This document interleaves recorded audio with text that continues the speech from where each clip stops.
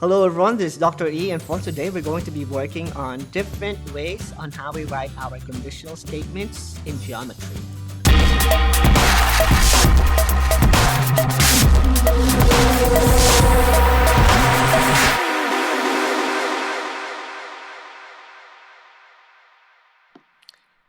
Understanding the conditional statements and being able to write conditional statements is one of the powerful tools that we'll be able to use in understanding theorems and different postulates when it comes to learning geometry. And for today, we're going to be working on how we can write different forms of conditional statements based on the negated form of their hypothesis and conclusion.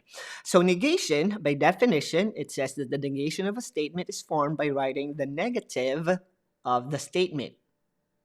Now we are noticing that the negative operation is not only limited to mathematical equation, expressions, or numerical values. We can also use this in verbal form, and that's what we're going to be working on today. So for example, our statement is the computer cover is red, and we can negate this statement by just introducing a single word that will make this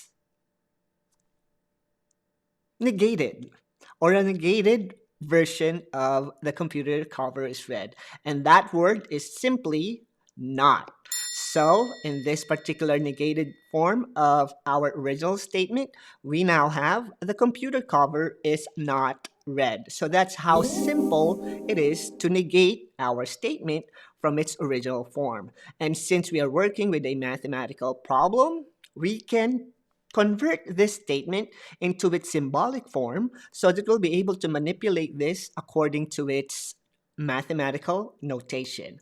So just like in algebra and geometry, we use variables, and in this case, we are going to set p, or the variable p, for our original statement, and for its negation, we can use the word not p to denote that the value of this symbol is that the computer cover is not red. Another way of writing the negated version of our verbal statement is to use a symbol.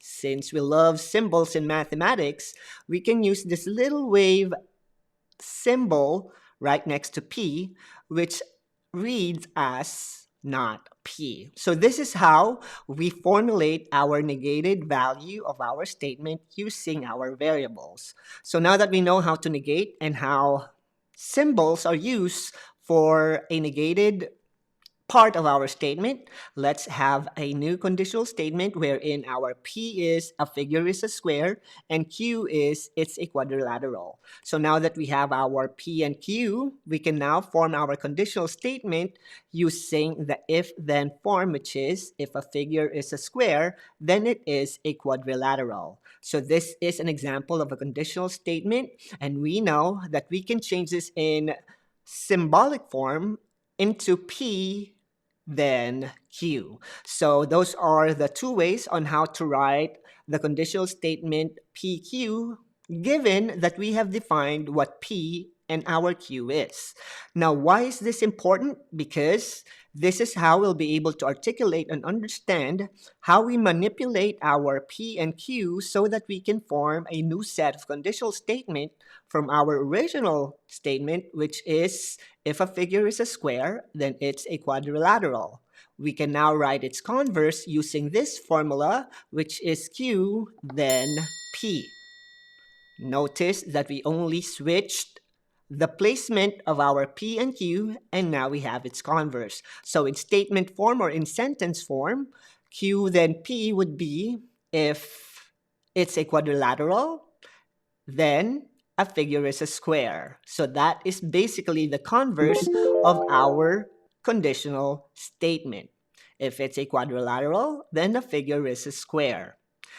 Another type of conditional statement is what we call as the inverse statement, and the inverse statement is simply given by this form, not P, then not Q.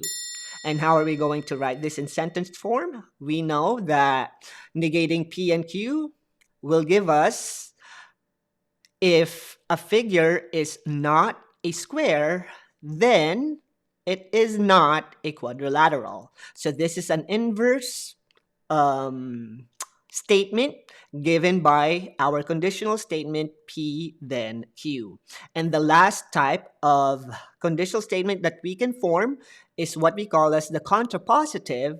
And the contrapositive gives us this formula, not Q, then not P, which is basically the negated value of our converse. So if we're going to write our contrapositive, it's simply if it's not a quadrilateral, then the figure is not a square. And these are the different forms of our conditional statements based on their converse, inverse, and contrapositive. And we're able to manipulate these formula using the negated part of our conditional statement. Now, why are these important? Why do we need to know our conditional, converse, inverse, and contrapositive version of our original statement? Because this will help us identify if the conditional statement is called an equivalent statement. Now, how are we going to classify if our conditional statement is an equivalent statement? According to this definition, if two statements are both always true or both always false, then we can call them equivalent statements. So those are the two cases or two conditions to be able to identify equivalent statements in our conditional statement. Now, here are two cases on when we can identify if our equivalent statement or our conditional statement is an equivalent statement. The first case is that if the conditional statement and the contrapositive statements are both true, then we call them equivalent statements. So the first case is that the conditional and the contrapositive, or the original statement and its contrapositive, are both true, then we can call them an equivalent statement. Now, the second case is that if the converse statement and the inverse statement are both false, then we call them equivalent statements. So those are the two cases, and we know from the previous lesson how we can identify if the conditional statement is true or false, and we know that it's false if we can find a counterexample of our hypothesis that will make our conclusion false. So let's try this example so that we can identify if this given conditional statement is considered to be an equivalent statement. So the original statement is that we have P and Q. The hypothesis is that the measurement of angle B is 160 degrees, and the conclusion is that angle B is an obtuse angle. So if we write this in P then Q form, our conditional statement happens to be a true statement because if the measurement of angle B is equal to 160 degrees, then angle B is an obtuse angle, which is true because we know that 160 degrees is an over 90-degree angle, and by definition, any angle that is over 90 degrees would be an obtuse angle. So the conditional statement is true. We need to make sure that its contrapositive is also true so that we can consider this as an equivalent statement. And the contrapositive is basically the negation of our converse. And we know that if we write this down, we'll have not Q, then not P. So that's our contrapositive. And in statement form, if angle B is not obtuse, then the measurement of angle B is not 160 degrees, which is also true because we know that if the measurement of angle B is not obtuse, of course, it's also not equal to 160 degrees. So since the two statements are true, then we can consider the conditional statement as equivalent statement. And for the other case, if our converse and inverse are both false, they are also considered to be an equivalent statement. So for our converse and our inverse, we know and we are seeing that our converse and inverse is giving us a false statement, which is if the measurement of if angle B is obtuse, then the measurement of angle B is equal to 160 degrees. And we know that if let's say, a counterexample of 161 degrees, which is also an obtuse angle, but it's no longer equal to 160 degrees, so that's why this statement is false. And it goes the same way with our inverse statement. And this is how we classify if a conditional statement is an equivalent statement. Now, how are we going to write our conditional statement to its converse form, inverse form, and its contrapositive form? So in this case, we know that if it's raining, then it's cloudy. All we need to do is to be able to identify what our P is, or our hypothesis. And in this case, our hypothesis would be it is raining. And our Q, that's an ugly Q. Our Q is it is cloudy. So we already have our conditional statement P, then Q. All we need to do is to be able to identify the other three, which is the inverse, converse, and contrapositive. So now that we have identified our P and Q, we are now ready to write its. Let's start with the converse statement given by the operation.